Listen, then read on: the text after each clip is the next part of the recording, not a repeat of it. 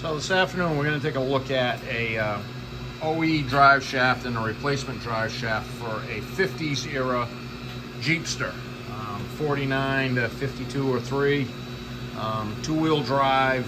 They look like an old Jeep pickup snout nose with like a coupe roadster body glued on the back. You've seen them around.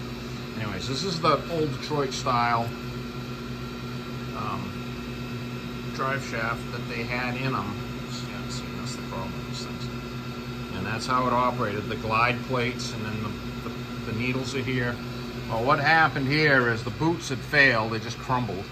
And even though Ralph had got some boots for it, they were smaller. They were like 1/3 smaller than they should have been.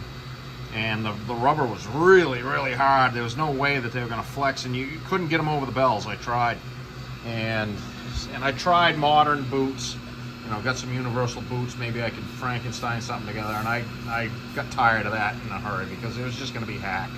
So this is a look at the old Detroit stuff. So it's that's the neck of it, and then that cross pin and those rollers go on there with the glide plates, and then that's this thing, the socket, and they go into a cup style flange on the pinion and on the axle. I mean, a pinion on the pinion and on the transmission. I'm sorry. And they were spring loaded to keep them, like compressed, well, extended, so that the tubing wasn't just shuttling back and forth at will. But that stuff, up till about 20 years ago, you could still get pieces left, old stock for that, and there probably is some somewhere. But the boots we found, or Ralph found, weren't any good. They weren't going to work, and I couldn't turn anything up, so we did this. So this is what I did.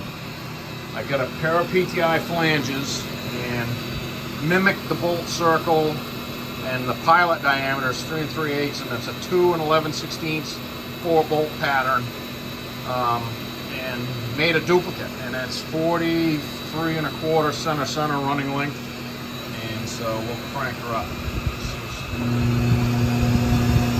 That's already going faster than the Jeep will ever go. I mean, this is a 60 horsepower 4-cylinder flathead, the same as like a CJ2A or an MB. 0 at the transmission. That's about 2,700 RPM, and 0 at the rear axle. So we'll slow this down here. Take a look at the flange.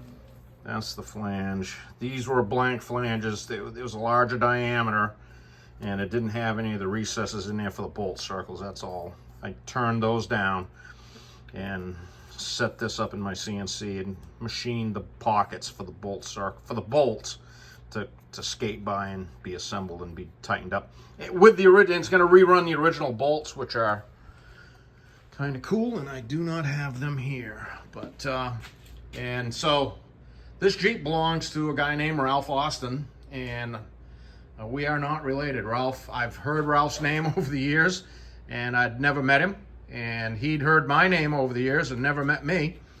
And so we had a discussion about family backgrounds, and as far as we can tell, a little ways back, we're not related. So it's just kind of cool to meet him, and so we're going to get this to Ralph and get his Jeep going for him.